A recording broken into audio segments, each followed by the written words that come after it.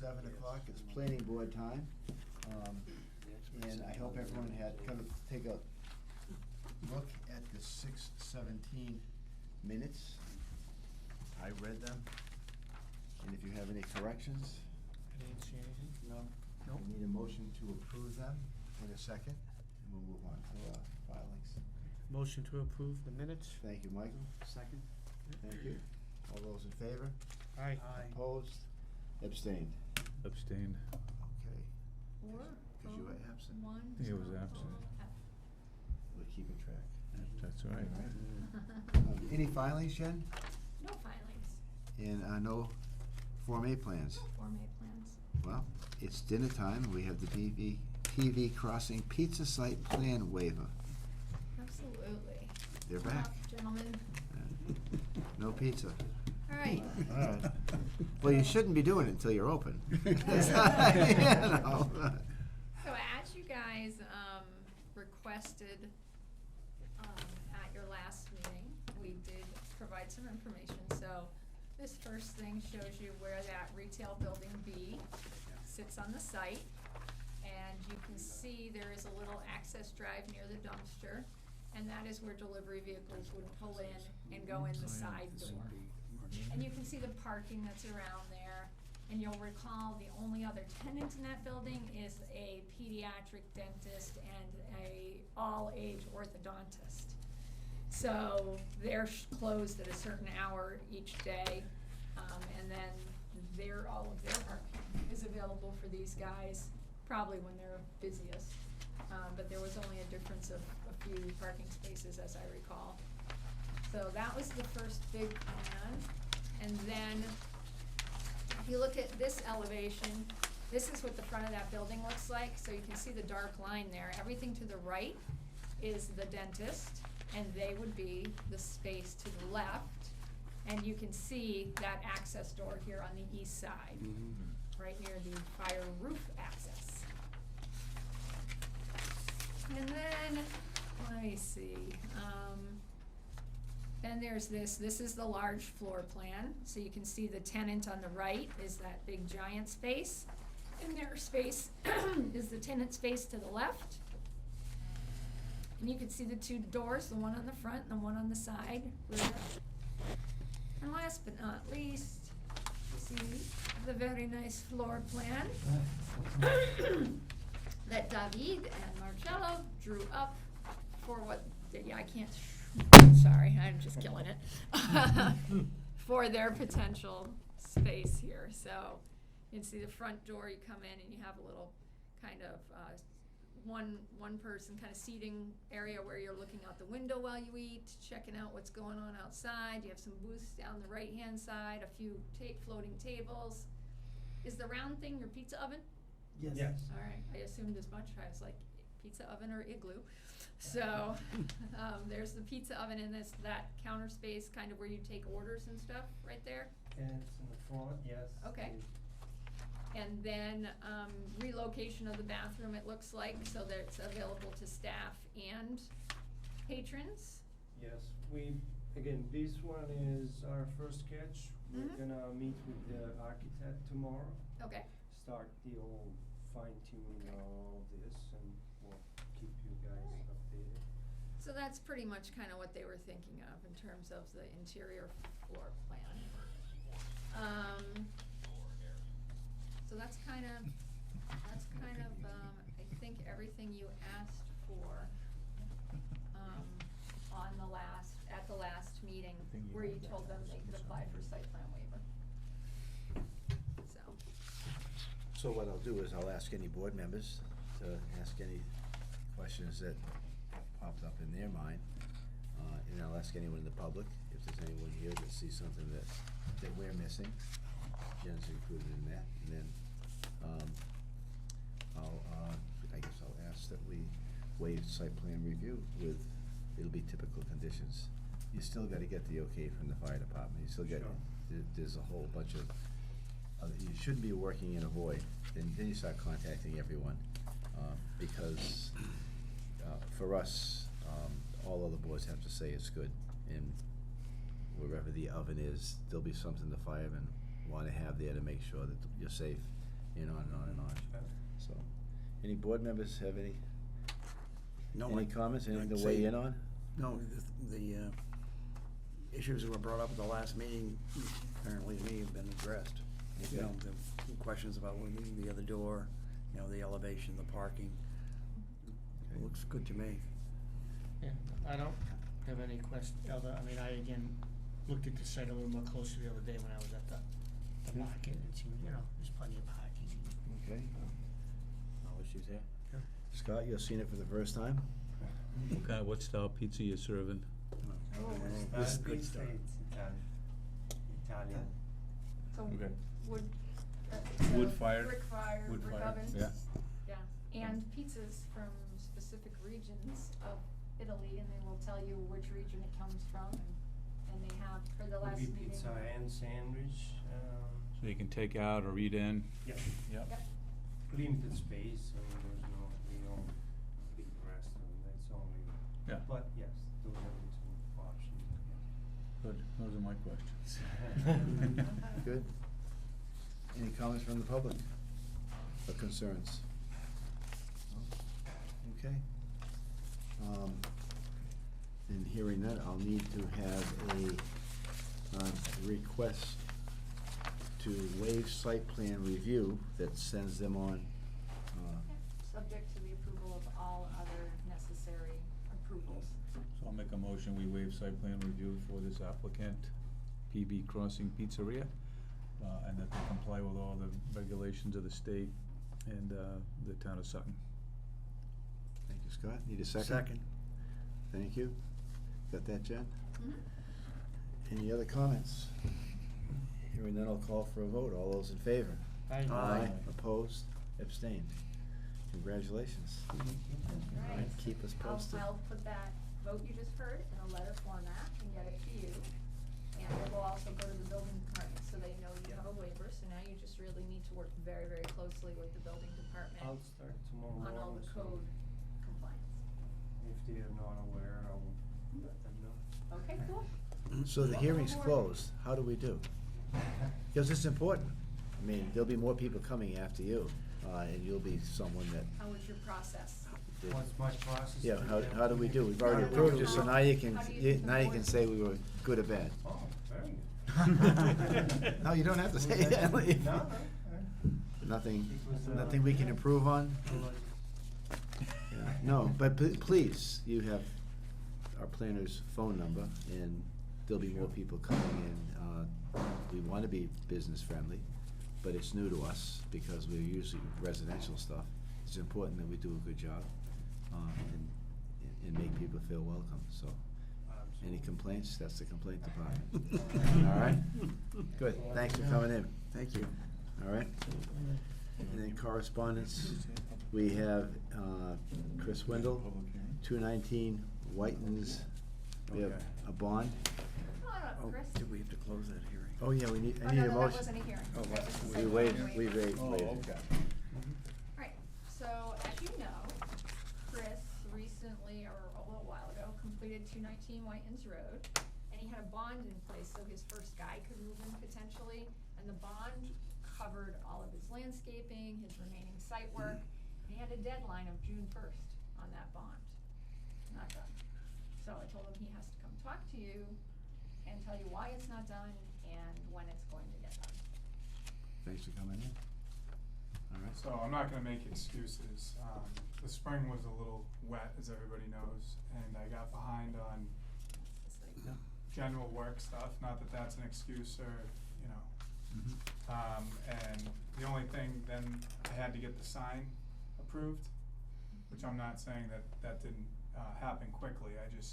I do have a permit I can pick up, and that kinda was the start of the site work, because the sign's fairly involved with digging and footings, and I was gonna be able to grade around it, and I just, you know, it is on my radar to start immediately after this 4th of July weekend, and to get as much as I can done during this season. I've talked to my neighbor, I know she's a little unhappy, I have to do a couple things to make her happy and finish getting the fence up and stuff like that.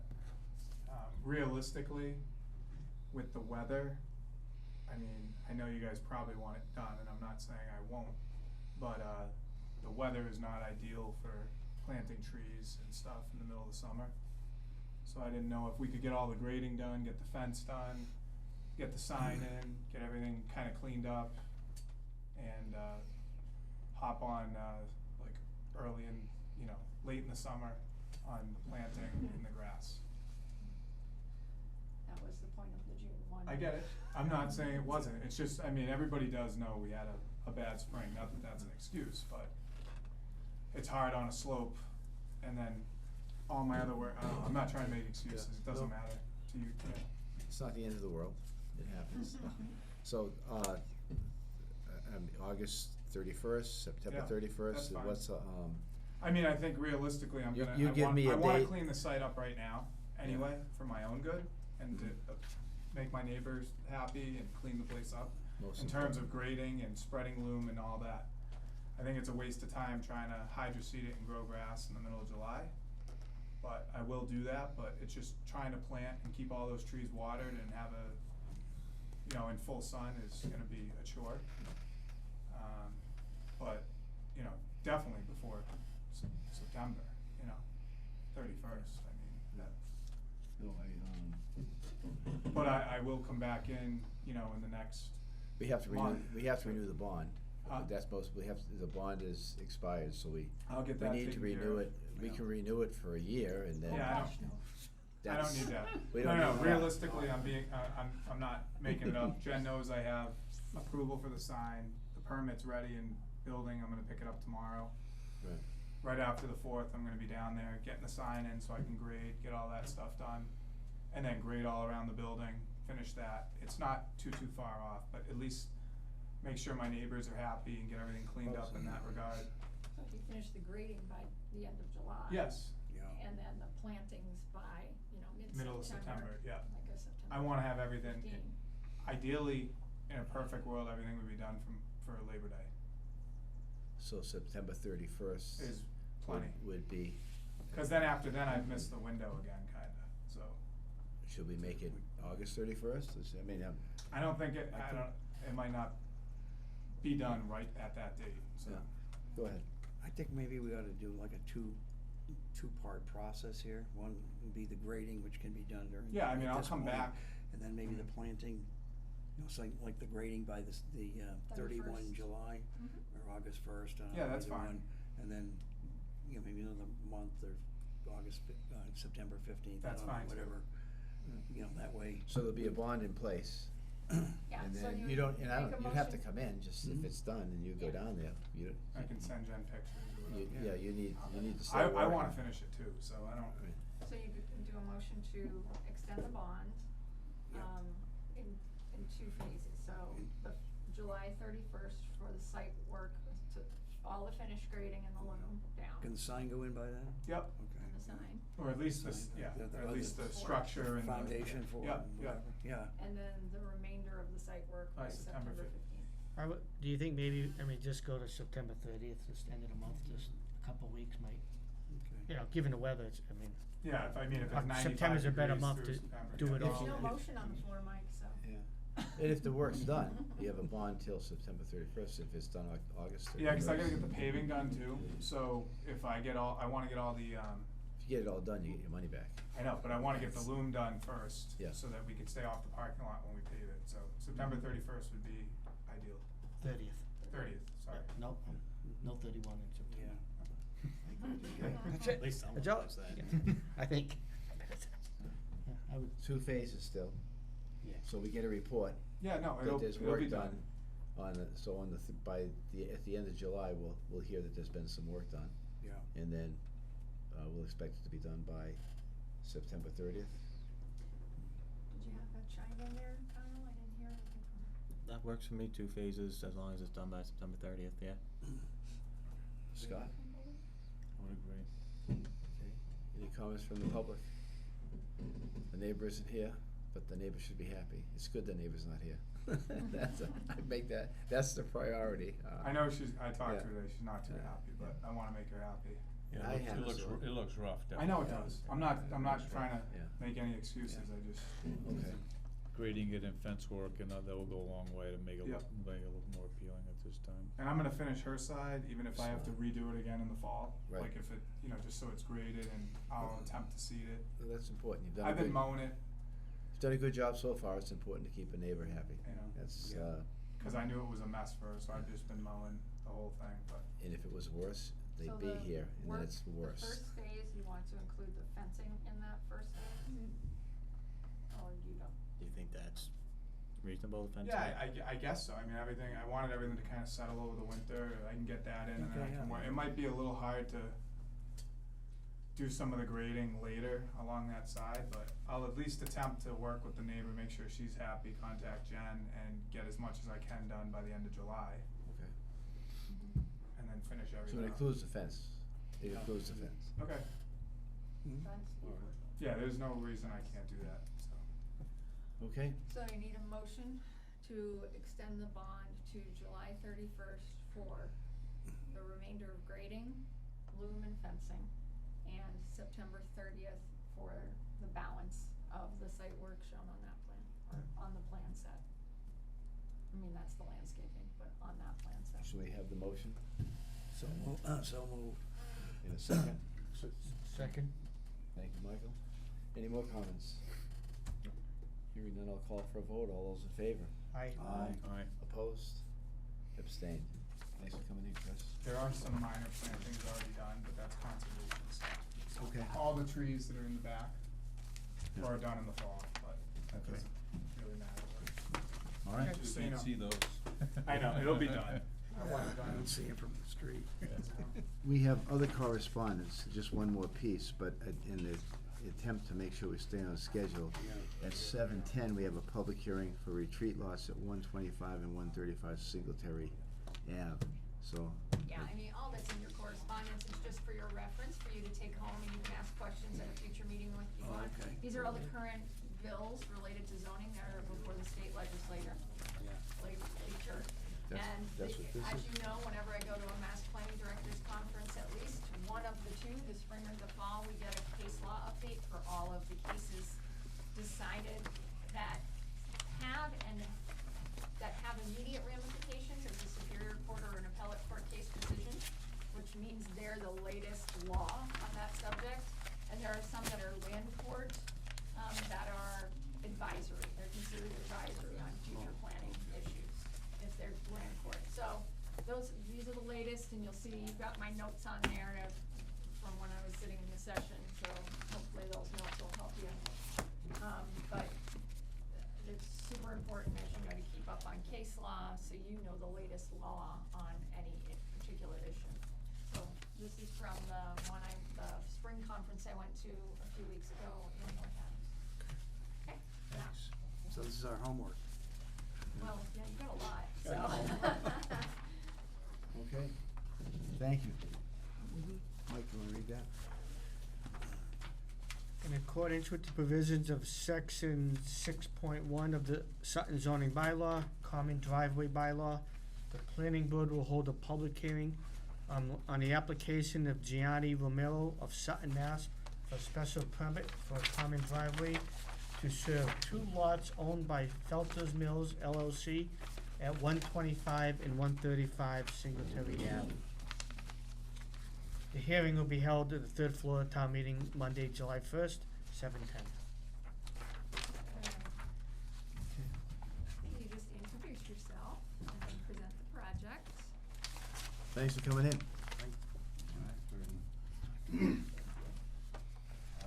John Armstrong, I'm from Andrews Survey and Engineering, representing the applicant. What's your first name? I'm sorry. John. John, okay, got it. And yeah, we're here today to seek approval, a special permit for the common drive. We're looking to extend an existing driveway as it is now and reconfigure the second lot in a way that we can bypass any impacts to the wetlands or having to fill and work within the wetlands. Okay. Well, thanks for coming in, John. We've been here before probably, or if you haven't, here's how it works. I'm the chairperson, so everything comes through me. You make your presentation.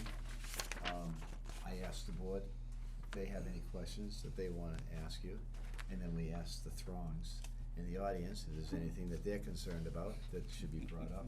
It comes back to us, and then, we like to get things on and off the agenda, like they're supposed to be. It's not personal, no matter how it goes. There's rules and regs that you're very familiar with, so, go ahead, you can do your job. Before we start, I'd just like to clarify something that's in the file here about taxes. The taxes were settled. Yes. Good. They settled the real estate taxes and left, and then they had personal property or something as well, so they had to come back again. So it's kind of interesting. So they're all set though. And what's going on there is, you shouldn't get here, that's a heads up that somehow, some way, there's something that needs to be paid for, then you get on the agenda. And it was done. Good Yep, job, it was Scott. taken care of. All right. All yours. I mean, that's pretty much all good, is the applicant's trying to, reconfigure this lot here, and make it so that we can come up the existing driveway, and extend it beyond as a common driveway, and we're trying to eliminate any need to cross the wetlands, by the access of its major frontage, or its, contiguous frontage. So John, can you point to the existing house? So that house is existing, that's probably 18-something, 19-something, early 1900s, really old house. And the driveway, if you could just show with your finger where it exists right now, from there to there. So, and where the existing lot line is right now, you can show them. So that land is currently 2 lots, and that's where the existing lot line is. So they want to slide that over, so a second house can be on its own lot. And as you know, we changed the bylaws back a year or 2 ago, that you can't do a common drive unless it's for a good reason, like avoiding the wetland impacts you see here. So, so 1 additional house on a reconfigured lot. I got the revised plan late in the week last week. I still don't get the frontage adding up, so we're gonna go over that. Sure. So we just got response to comments today, you have a copy of those, I put on top of your thing. And we have, a very brief stormwater calc that, Graves hasn't looked at those. They are much briefer than you would normally see, and Steve can probably talk to that as the PE, Steve O'Connell. So that's kind of where we are. Okay. We don't have. Is everyone familiar with the address? Where they are? In general, yeah. It's right below O'Shea's Furniture, on the same side of the street, Okay. going towards Millbury. Okay. All right, So, it's wooded now, pretty much, yeah. yeah, okay. Well, questions from the board first. The frontage, I read the notes. 'Cause Yeah, so if we zoom and we pull out a calculator, That's the latest plan from Friday we sent you? yeah, so if you had 91.97, it looks like you get that stupid 120 thing right on top of my middle thing there, but I think that's 38 feet, right? In the middle, where are you? 36 feet, or 30? 36.38. 3735. 36, 38 is what this plan says. Yeah. Yeah. Okay, all right, so on the one, that one, see there's a 120 in elevation line right on top of half of it. Yeah, the text masking is covering. So I actually put 38 feet in my calc, Okay. and it's, so I was getting more, and I still came up short. So if you add, so just add it again now with the right number and see what you get, 91.97 right? plus 36.38 plus 110.61 plus 11.04 that we're getting from the abutter. Right, I get 250 even. excellent. All right, so you need to just obviously fix that plan to pull that Yeah, elevation yeah. mark Yep. off the top of it. Tex was fighting for that space. All right, so that's good. And another point about all of this, in case it didn't come up yet is that because the applicant is friendly with the abutter to the north, we're gonna make that existing non-conforming lot a conforming lot. It currently non-conforms with frontage and area, and it's gonna conform by having conforming frontage and area with this reconfiguration process. So if you looked at the tax map, it says 280s. So according to the current tax map, it's not non-conforming, but when they did the actual survey work, they came up short. So for a very long time, we thought that was a conforming lot, but it was not on the ground. Thought what was a conforming lot? That lot on the bottom, Yeah, in the middle. lot, one, Where the house is? yeah, lot But one, even, yes. even the neighbor's house, here in the middle, that's also non-conforming, we're gonna make that conforming. Oh, I didn't know that. Yep. The middle lot conforming too. Middle lot conforming. Yeah, it's only like 1 acre. Yes. Had 65,000, so, about an acre and a half. And that's Gianni Romeo, the applicant, talking from back home. Gianni, what's your address now? 11 Dudley Drive. 11. All right, so, So there's gonna be a house, I know where the existing house is, and there'll be a lot. If you go up the common driveway, there'll be a house on the left, kinda behind it, from Singletary Ave. It'll be behind it. And then you go to the end of the driveway, and there'll be another lot, there'll be another house up there. And I just should look to the left more, down the street. Because the wetlands, obviously, create some challenges, but that is a hardship. You know, and that's what the rules and regs say. I just, common drives are, they start off good, but boy, It's all about people. yeah, I'm always I just wanna be on the record, it's always, it should be, but it isn't.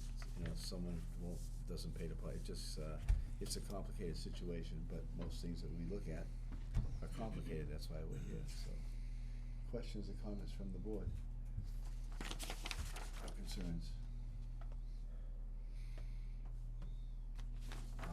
We do have a letter from, we got a letter from Jen, and we got a letter from Nick, who's here, but we'll read them, and then if they've been addressed. First one's pretty easy. Go ahead, you wanna read those off? Thank you all. I got the Nick one, I don't know if I have the other one. Yeah, all right, read that. That's Okay. This letter is from Nick Nunemacher from the Assessors Department, and dated me on June 24, Common Drive-In Plan 125, 131, 135, Singletary. The road name on Singletary Avenue is Singletary Avenue, not Singletary Road. Singletary Road is in Millbury on the west side of Lake Singletary. 2, Lot 1 frontage does not add correctly to 250.01 feet in the main drawing, Did that. which I think we just did. 3, in the detail in the upper left, the sum of the parts of the frontage does not agree with the total. 4, Lot 2 does not appear to have the required visible access, quote unquote, due to the extensive wetlands between the proposed house and public way. Creating a common driveway does not cure this problem. 5, is a driveway 8 feet from the north side of the existing house in the best interest of the homeowner? 6, is the existing well and septic system impacted by the proposed driveway? 7, parcel 9/34 is an existing lot. Why does it need another 11.04 feet of coverage, of frontage? 8, please remove the dash line forming a lot line between 9/34 and 9/120. The map references areas and street addresses for the parts of Lot 2, leaving only the final lot outline and areas. 9, the building on 9/109 is not shown. 10, the street address for 9/73 is 144. 11, Felters is spelled wrong in the notes section. 12, if this is approved, the street numbers for lots 1 and 2 will probably change. Okay. Nick is here. Well, any response to the, do you see these? Or are you hearing it for the first Yeah, time? we got them. Oh, okay. Essentially, I don't know if we got the document, but we had conversations with Jen, we were aware of, all or most of those. They've all been addressed in the revised plan that we provided on Friday. I'm just noticing that Felters is still misspelled in the notes, which I wasn't aware of originally, but that's an easy fix. Okay. I think all of those comments, have been addressed based on what you've seen in the revised plans. Except for what is up for interpretation by the board, perhaps, accessibility to the second lot that we're proposing in the common driveway. Right, and that comes up in my comments as well. Just in terms of, kind of cluttering or clarity on the plans, the comment that, maybe leaving map 9 parcel 120,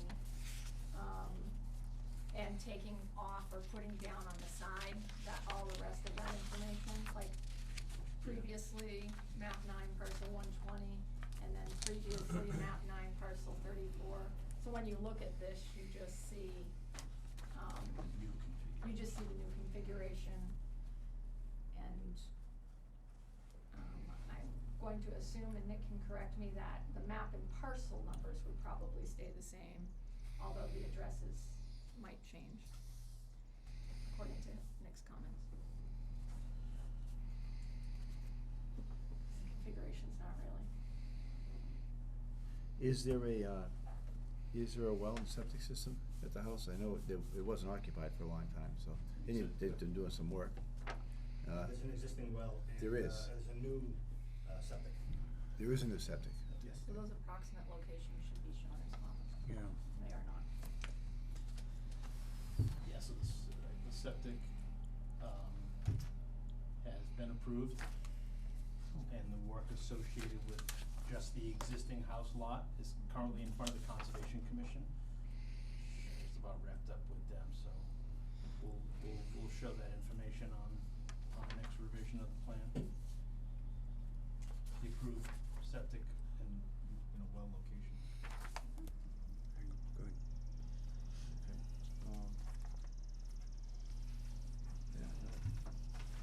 Anything from the public?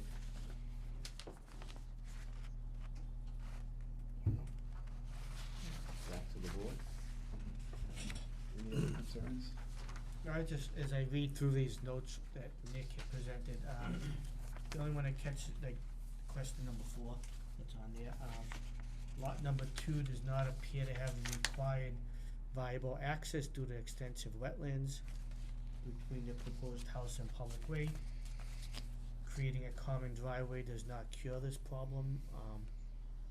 I just wanna, do you agree, disagree, or what, I'm not sure what that, is that's been answered, or is that? That's actually the same, pretty much the same comment as I made under 3A2F, where I said the board must determine if the frontage for lot 2 is actually illusory in accordance with related case law, which may impact whether lot 2 can legally exist at all. So that's the same comment. Nick and I are making the same comment. Case law in Massachusetts basically says if you literally could not get from the road to the buildable portion of a lot, if you couldn't do it, then that's illusory. The frontage is illusory. You can't call that a buildable lot. I did address this with the engineering team and with the applicant, and you guys can just kind of go over your argument of why you could gain frontage. You could gain access. Yeah, we think, based on what we know with the wetlands, that we could get access through permitting, with conservation through the north side of the property. And if it did exceed over 5,000 square feet, we could, apply for, Army Corps of Engineers at that point. But we certainly think, based on what we know, that there is a way in on the north side. Along that northerly boundary. This stretch of the wetland right here, if we were to have 20 feet wide of wetland fill over that length, we'd be at about 2,500 square feet. So, to even get close to that 5,000 square foot threshold, we'd have to double that area. But we know that the wetland comes down this way and then generally comes back towards a culvert on the Singletary Ave. I know there's a guardrail that runs along the side of Singletary Ave right here, so we'll be talking about dealing with some Mass DOT things, but from a permittability standpoint, we've certainly permitted more challenging sites. One in Sutton, actually, from a large wetland fill was Torrey Road, the Crolls, you remember the Crolls? That was large, 38-acre piece of property, just enough frontage for one lot, large wetland crossing. Obviously, not something that anyone probably wants to see done, but we believe could be done if pushed in that direction. As you know, when you have a piece of land, even if you cut it into a lot of lots, you're allowed one crossing. There isn't a crossing on that lower lot right now. So they are legally entitled to one crossing. The question is really, could they get, could they do it? And your argument is, yeah, we could, because we're probably less than 5,000, which is, you can do locally. And you could go over 5 with an Army Corps. But, so that's kinda up to you, that's what my comment was all about, and I think Nick was getting at, no, I'm not gonna speak for Nick, but you have to determine whether that frontage is illusory, whether you don't believe what they're saying, that you really, come on, no, you'd never get that approved, or you don't have a legal right to it. They do have a legal right to it, but nah, you'd never get that approved. And if you think, yeah, okay, what you're saying is reasonable, then that question is done. My only thing was that, we don't, on that plan, the wetlands don't extend to the roadway. So it looks like on the aerial, that what Mr. O'Connell said is consistent, it kinda comes back. But of course, that's not a professionally flagged, that's an estimate from a aerial image, from a mapping guy who's just kinda looking at an aerial image and popping where he thinks the wetlands are. So that was my only issue with that the actual wetland line hasn't been field located down to the frontage. It's been visually observed, but no formal delineation or wetland flag location like the rest of the site, because never had any intentions of doing anything over there. Well, that has an impact to this conversation. It does. Now we're here.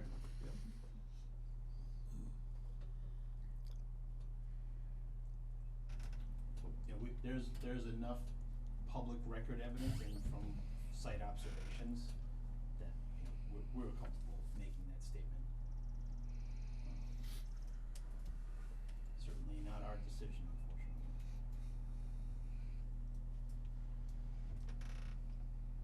So what do you think? Welcome to the planning board. You always gotta start me off Yeah. first. Well, it's kind of, I mean, Change the scene. and for myself, as I ask you to at least share your thoughts, we had a plan in here a while ago that, had something that said not a buildable lot. Someone bought a lot on the other side. Everyone tried to explain to me, and at the end of the day, I still didn't get it, so I had to be the no vote. They had a majority, so it moves forward, but I just couldn't figure out how we can say not buildable, and then all of a sudden it's buildable. So we have a wetlands, and that's important, and we're not the conservation board. And what I'm hearing is they can spend money and replicate, to make us happy. I'm not the conservation board, and do we wanna disturb and replicate a wetland that seems to be functioning, or, say that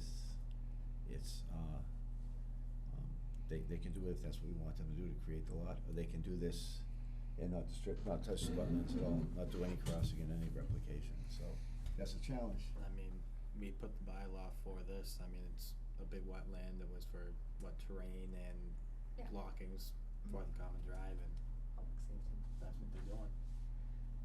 They're avoiding a wetland right now, so. I think Avoiding a it's- wetland crossing. Yeah, I think it's, okay. All right, Mike? Yeah, I mean, like you said, obviously I'm not a expert on conservation issues as well, but if it, passes through the different boards that would look at this, I think, like you said, avoiding it, which is what they're trying to do, is, seems fine to me right now at this point, yeah. You think, Wally? Excuse me, I agree with Mike, it's not.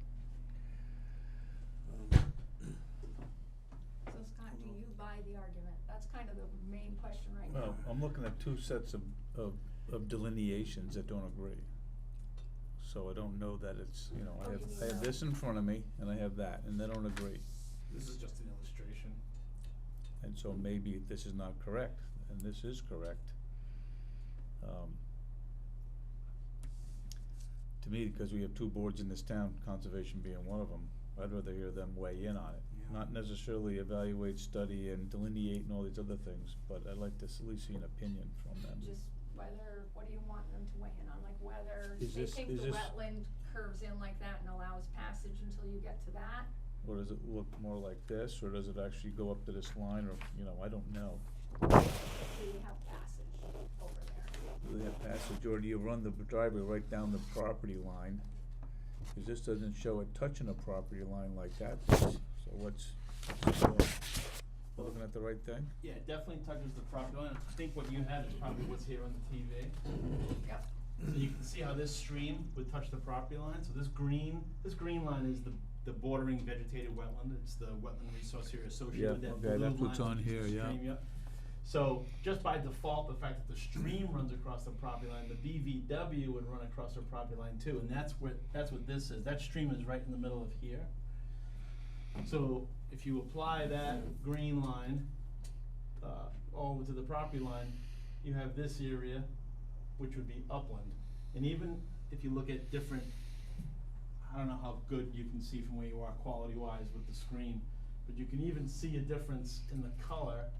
You know, see how this is darker and darker, and then all of a sudden you get to the edge of this and out of it, and it's like a brown, a more brown. That's- Clearly there's upland there, where this is clearly not upland, and this is wetland. So the darker it is, the wetter it is, Yeah, presence throughout of the year. water. Yep, it shows up in those satellite images.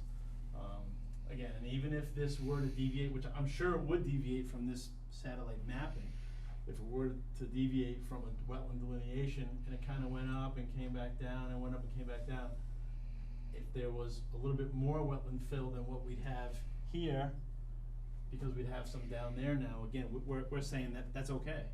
There may be more wetland fill, just means more permitting.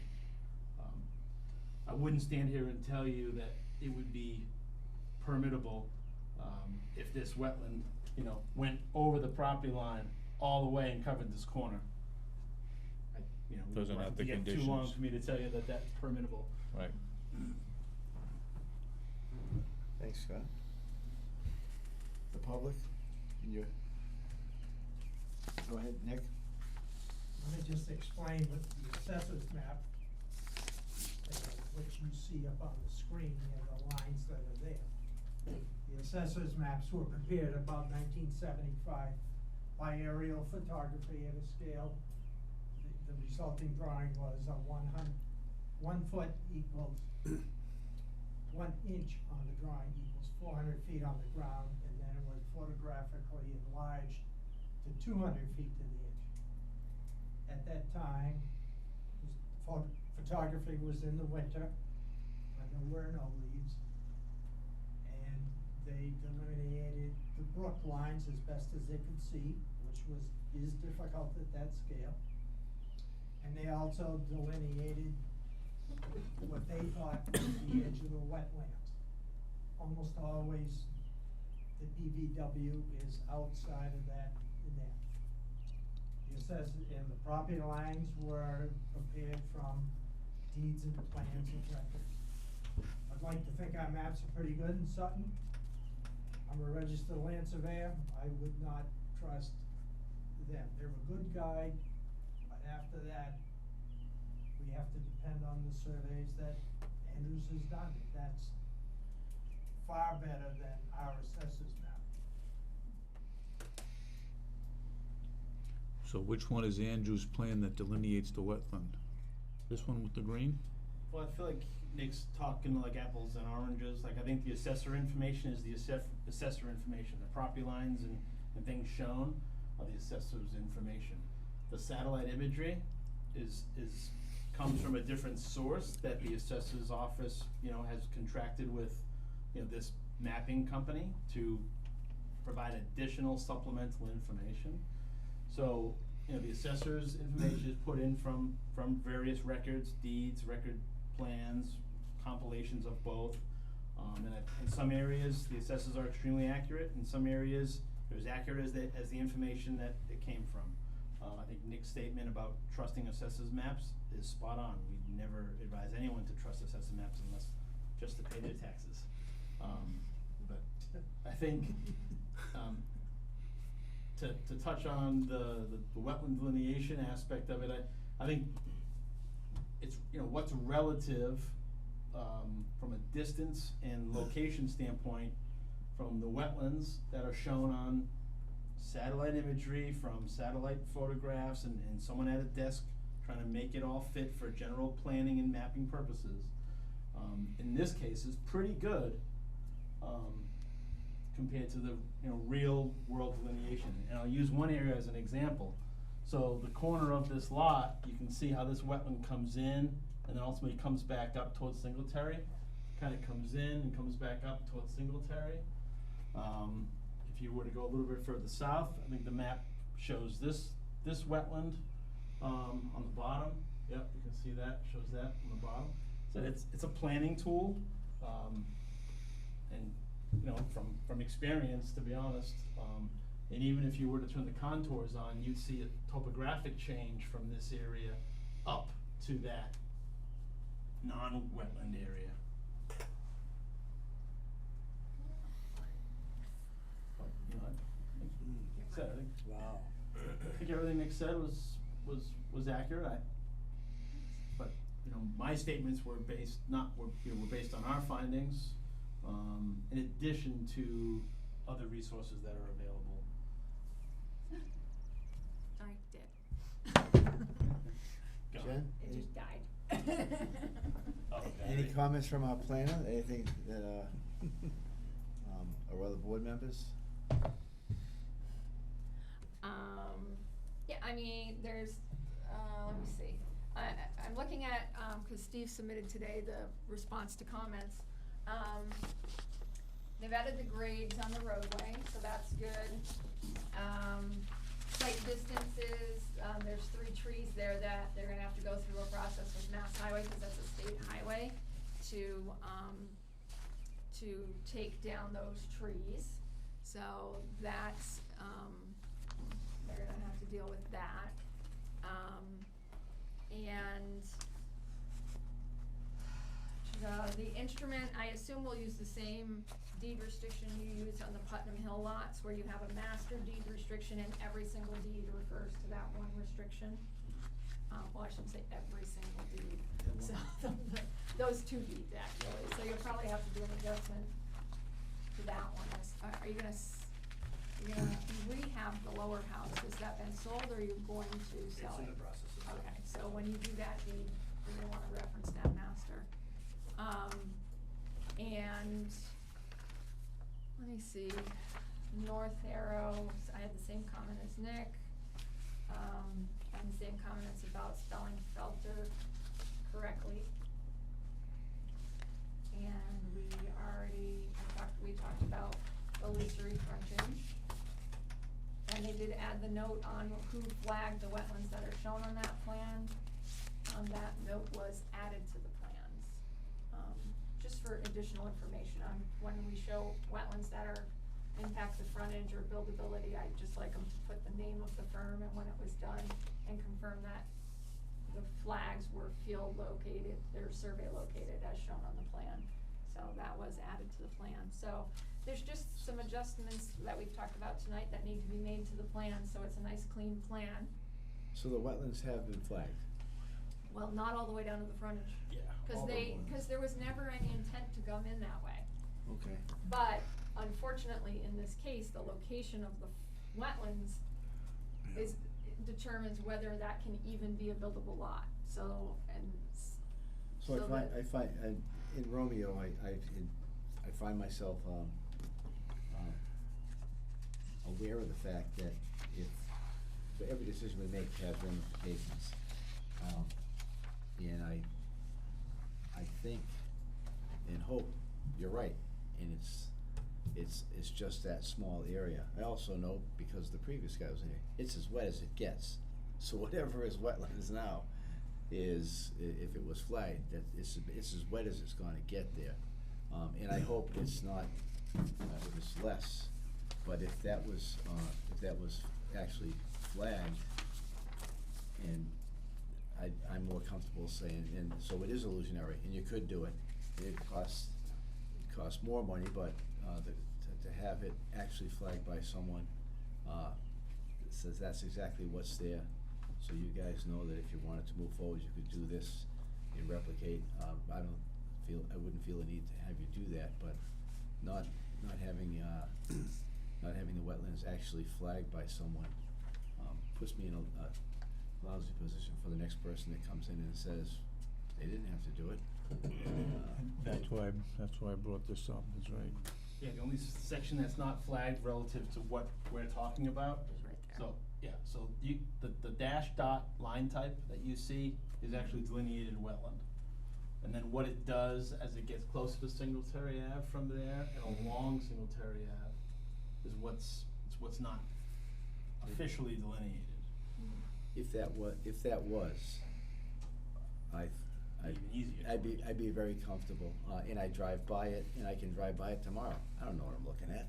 I can't lie to you, I'm not the Conservation Commission, so, but I would be, very comfortable to have the second lot, with illusionary. To say it's not illusionary at that point. That would work for me. I'm just one board member though. You guys, there's 5 of us. It's only a little area. Even if it was all wet, it would still be under the 5,000 square feet if we had to replicate it. You know what I mean?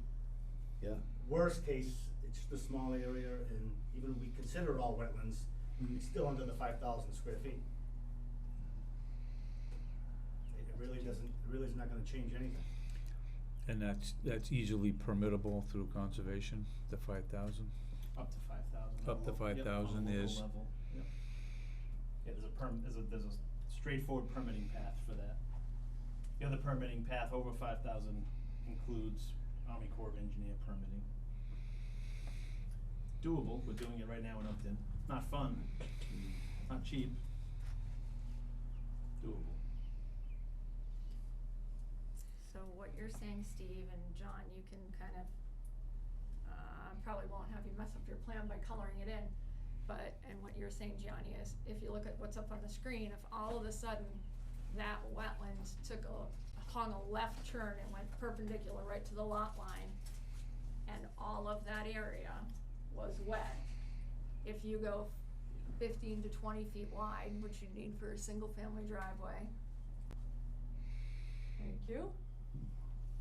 Alright, so if all of that was wet, cause you know from there up, that's where the flags are, so just that part's in question, then that 15 to 20 feet wide is X square feet, and that one you said was only 2,500. So you have 2,500 in that rear crossing, right there.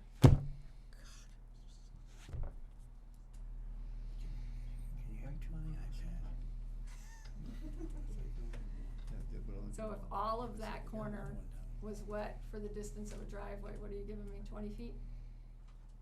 Or, Yeah, 90 by. 1,500 plus 24 would be still like in the mid 4,000s for square footage of wetland fill to go that way. so that second one was what? 1,800 square feet. Okay, 90 by 12. so if you add that up, you're at 43 and change, Yep. 44. So even if the wetlands, even if that was delineated and all of it was wet, you're still under a total of 5,000, that's what you're saying, or that's what you were saying.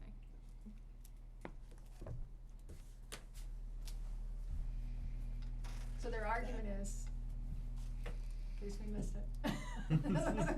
Resolvable. That they could go delineate it, but let's just play worst case. Play worst case, that wetland line goes right to the lot line, and that whole strip is wetland, all of it's wetland. to do a single-family driveway, conservative, you give them 20 feet, conservatively. So if they had to fill 20 feet wide by that length, that's 1,800 feet-ish. And then they'd be upland for a while. And then they'd have to fill 20 feet wide through that second part, which is 2,500 roughly. So I'll have to say that looks shorter than the other one. So their argument is they're under 5,000 square feet, which, what was your phrase? Easily permittable under a local, conservation approval. which is kind of what you did with, what was the one you used? Torrey Road. For the crawls, We've heard all we're gonna hear. Mhm. Time If I look at this map, which is the wetland map of Sutton, is that at all right? Cause that's not on there, that's not shown on there at all. No, you know what, you're Am I in looking the at. wrong layer? No, I think Nikki kind of explained that, that the wetlands you see on the town's tax map, that was done as part of that 1975 effort, and it's really an estimation Okay. of where the wetland line and the stream lines are, and it's often, you'd think you'd go conservative, but in this case, it's almost not always not, it's almost the other way. Cause they're really just pinning down what they were pretty sure was wetland, so if it was kinda fuzzy, they just didn't add it in. It was 40 years ago. Yeah. Yeah, I mean, that matched, Planning board then. yeah, cause those layers come off our We were tax taking maps, pictures those when we were up green there. and blues that you see, those come off our tax map. Not off a Mass GIS layer, if they came off a Mass GIS layer, they'd be more updated.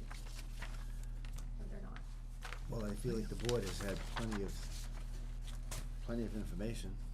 Time for someone to make a motion. So you either, continue, make the plan upgrades, blah, blah, blah, and let them know if you feel the need, despite the conversation we just had, let's pretend it's all wetland, if you still want it delineated down there, or you make a motion to approve, if you wanna go that direction, and you have minimum conditions for that, and you'd have to add a bunch in after our discussion tonight. So, or you go, I hate this whole thing, motion to disapprove. Probably not real defensible at this point, but, well, actually it is defensible at this point, but not for long. So, Jen, just a question. Yep. So, with this type of, with the determination of whether it's under 5,000 does go in front of the conservation for a permit? No, see. Am I missing? Yeah, I just you're wanna- missing, cause Okay. the Conservation Commission, the whole point of the permit they're asking us for tonight Yep. is to never have to touch those wetlands. They want a common driveway, so that instead of ever touching those wetlands, they can just lengthen out the existing driveway Yes. to get to that second house. Yep. The problem is that we need to decide whether the two lots we're talking about are buildable lots in terms of zoning and zoning case law, which, that's where the illusory frontage comes in. If we determine you could never get in that second lot because of those wetlands, you couldn't do it, then that's illusory, and you can't call it a buildable lot, and they can't build on it, they can't apply for a permit of any kind to build on it. So what we're trying to determine right now is make the finding, is kind of follow their logic. Yeah, their delineation didn't go all the way, but if we just assumed all of the rest of it was wet, pretend all of the rest of that corner's wet, could they get that permitted? Is it likely they could get that permitted? And that's the argument they were just making. We think it's likely we could get it permitted because, but the Conservation Commission isn't going to do anything over on that side of that lot because they never intend to touch that side Right, of the lot.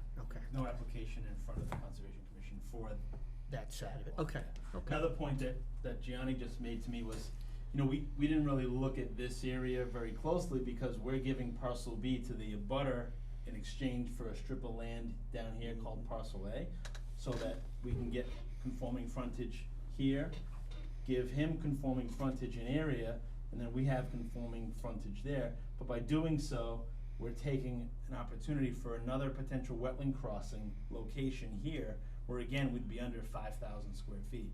So if you had said, no, we don't believe you up here, but we may go back, give us the opportunity to go back to the drawing board and say, well, you know what? We could reconfigure this where we only take a little bit of a triangle, and then, you know, we have an ability to get a crossing through this section, which would be under 5,000.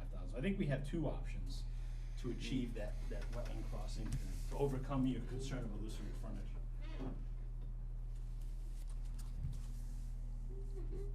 So you can do it either way, you're Yeah, saying? You could right, do a yeah. strip along that lot Exactly. that's less than 5,000 as well. Yep. Everybody's Even if that went all the way to the street. Yeah. You're less than the whole line, which is 254. 254 So you're times less- 20. 254 times 20 is gonna put you over 5,000, but you're less than that line, and if we're over here and it's tapering in, you're gonna be less than 5,000. Oh, okay. All right, guys, what do you think? Do you buy it? Do you not buy it? I wouldn't buy the house that the driveway's going by. Yeah, right, it's very close. But there's no rig on that. That's all about. So if I get a motion in either direction, we need a second, then we have the discussion, I call for the vote, so someone can make a motion, So- not to buy the house. And the plans do need revisions, you decide whether you wanna do something conditional with plan revisions that need to be made or not. I mean, they don't need a ton of revisions, but, and they do have to come back to have the Form A signed, the actual lot reconfiguration. Then I make a motion to continue this public hearing until, so that all is gonna get cleaned up. That's my motion. And do you need them, does your motion include flagging any wetlands or no? No. Okay? Second.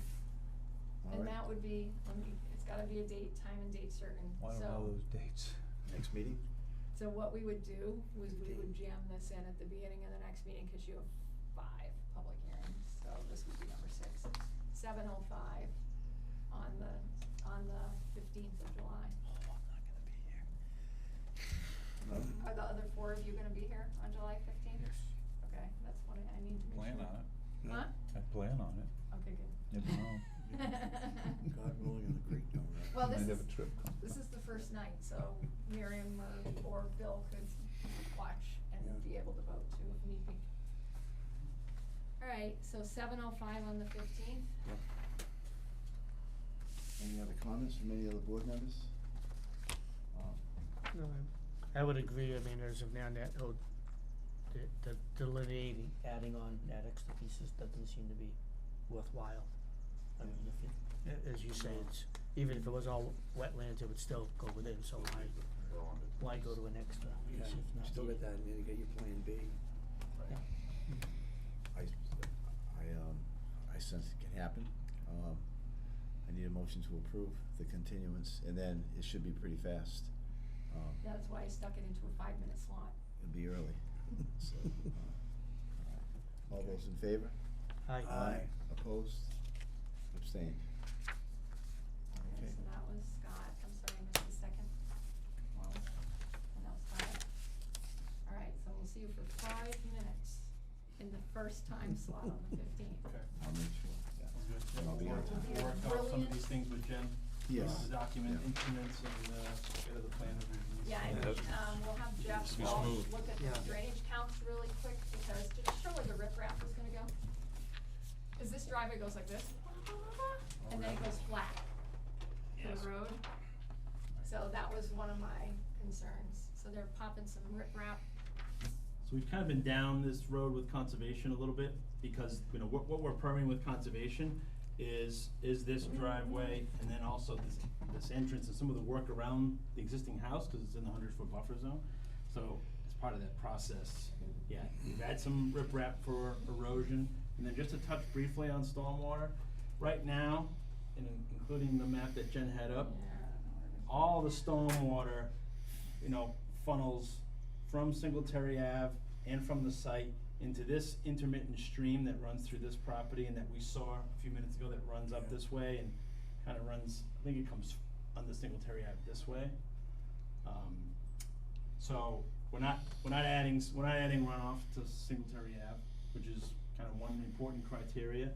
And even though we're increasing runoff because we're adding pavement, taking away some vegetation, the increase is small, you know, so we're going from like 1 CFS to 2 CFS, not a lot of runoff in the big picture. But the increase that we're proposing runs through this riprap, and then it runs right through this existing large capacity kind of stream channel. Probably goes into the lake, right? Is that where that stream goes into the lake? Yep, exactly right. So that's the stormwater kind of discussion, but. So we'll have Jeff take Jeff a review that. quick look at that, just Yeah. to make sure it's Oh, good. good. Okay, Thanks for coming in. 7:05 Thank you. on the All right. 15th. Thank you. Nice holiday. All right. Okay, on,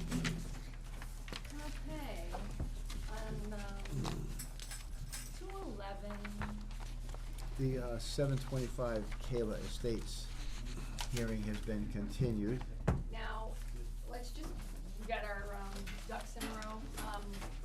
Last time, we should have read the hearing notice and then done a continuance.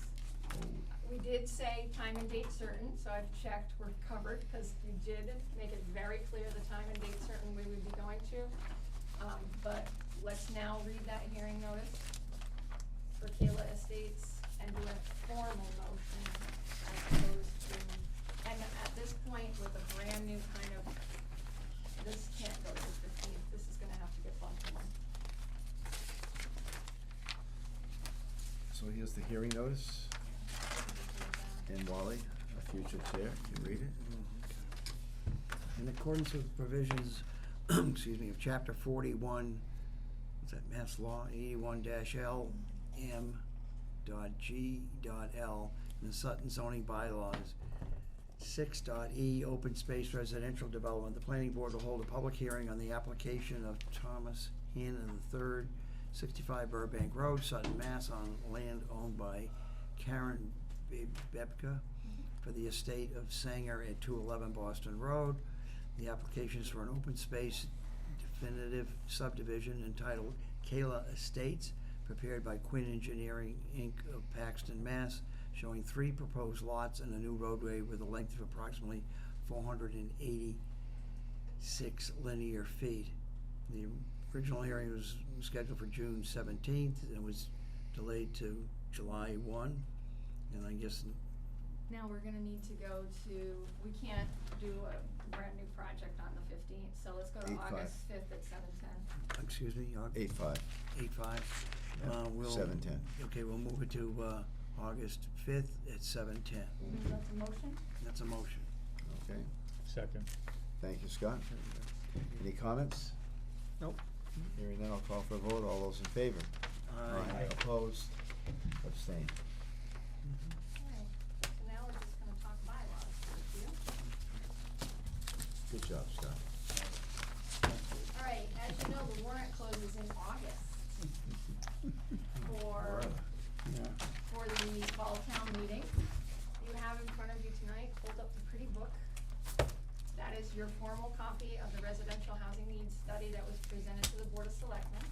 We will have, a broader informational session, talking again, kind of going over what we did with the selectmen on that study, and talking about some of the recommendations of that study, which included thinking about inclusionary zoning, which is adding affordable units into existing bylaws, you know, looking at new forms of housing like cottage housing, to provide even market rate units that are more affordable than the current housing stock, as well as actual HUD affordable units into our housing stock.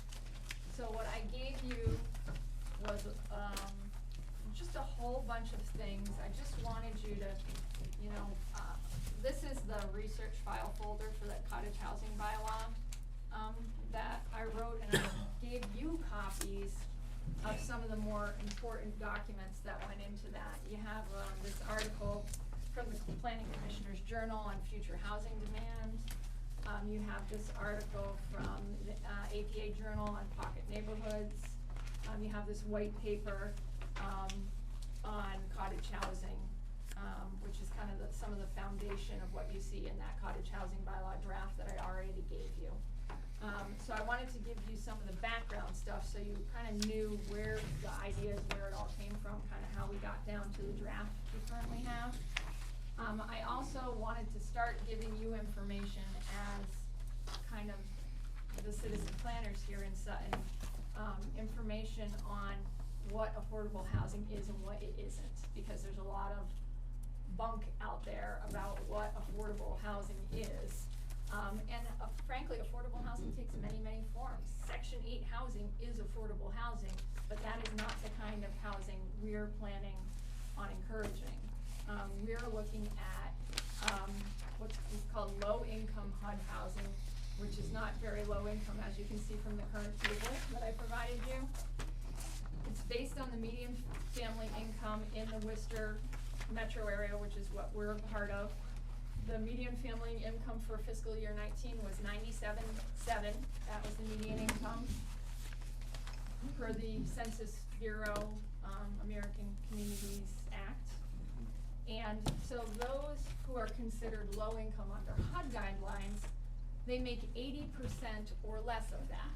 So for a family of 4, you still have to make $75,000. Now I have, and I will email to you if you want to play with it, I have an actual calculator, which is kind of neat, where you pop in a housing price and you pop in the town's actual tax rate, the median interest rate that's used in HUD calculations, which is the average, the weekly average from the Freddie Mae site. You pop in these variables and you can see that right now the affordable units at Leland Hill Estate, for instance, there's numerous of over a dozen of them over there, went for $195 to $213, I think was the high end on those. And you have to make a minimum of, I believe it was 66,000 to just scrape by qualifying for a HUD mortgage to get those.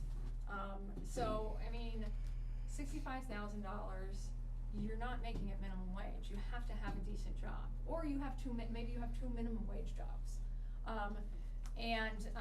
The other information I gave you is a typical income and asset chart.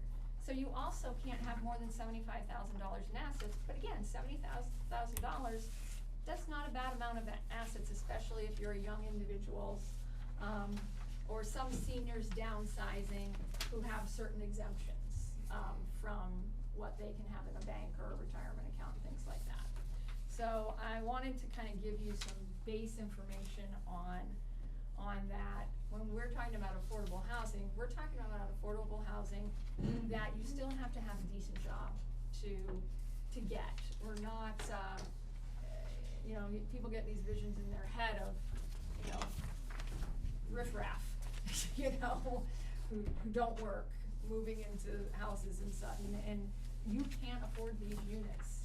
You can't, unless you have a decent job, or the two of you have, there's 2 people, and you have at least, you're working full-time minimum wage and then some. So, I just wanna make that really, really clear, because people get a very different impression about what we're trying to introduce into the market. And Wally can speak, if he wants, from everything he's attended and is a member of the housing committee that helped the regional planning agency put together that housing report, that, about the need, really on both ends of the age spectrum, for a different range compared to the 82% of housing we have in Sutton that is 3 and 4 bedroom, 350,000 and up homes. There is, when I first started on this committee, I thought it would be mostly seniors downsizing, but I was wrong. Because there are a lot of people, younger generation, say in their 20s or 30s, that want to live there. And I hear stories from friends who do live in Sutton, people who have lived in Sutton, and they can't afford to, they're living in surrounding communities now, sisters, cousins, whatever, brothers, and they can't live here because they can't afford to buy in. Where this would fill that need. And just the other day, one day last week, I was down at the senior center, and somebody came in to get the, there's a form, if you do volunteer work here, you get paid Do you some get money rate off your taxes? comes off your taxes, and someone was in there commenting on what her taxes are, and, you know, the size of the house, and the this and the that, and she, you know, is gonna use this to try to, you know, defray some of the costs of the taxes. And I know I'm a member of this Council of Aging, just for the record, but there are a number of people that have houses that are, at this point in their life, are way too big for them. And they need, this would help solve that problem. They don't need 3,000 square feet and the 2 acres, and they don't have the energy or perhaps the physical capability to deal with all this stuff.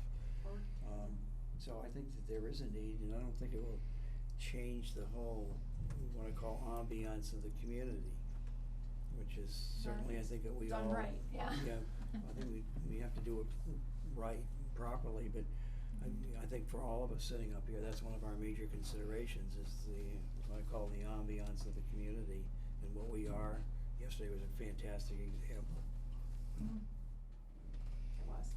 So this is kind of background and kind of giving you a primer, and so I'll schedule the public session on talking again about the results of the housing study and some of the bylaws that we'll head to town meeting with. So, you know, the cottage housing, you already have the draft of, so as you read through these things, please mark up your copy of the cottage housing on anything you have questions on, or you think is too liberal or too conservative, or, you know, in terms of numbers or density. And then inclusionary housing is really about looking at the bylaws you already have. And I had already told you, one of the changes I wanted to make was with this continued care bylaw, instead of requiring 10% affordable, that we maybe jump that up, because 10% means we're just treading water with our required affordability. But if, especially for over 55 housing, we go to 12% or 15% affordable, that would be a better idea. So at least with that less impactful form of housing, you gain you gain on the amount of housing you're supposed to provide for affordable, with regard to state standards. So, and then you can add affordability into other kinds of housing. You can do, say, villas at Pleasant Valley, a condo, Woodborough Heights, Forest Edge. You can take that bylaw and say, whenever you do a condo project in Sutton, you need to do 10%, 12%, 15% affordable.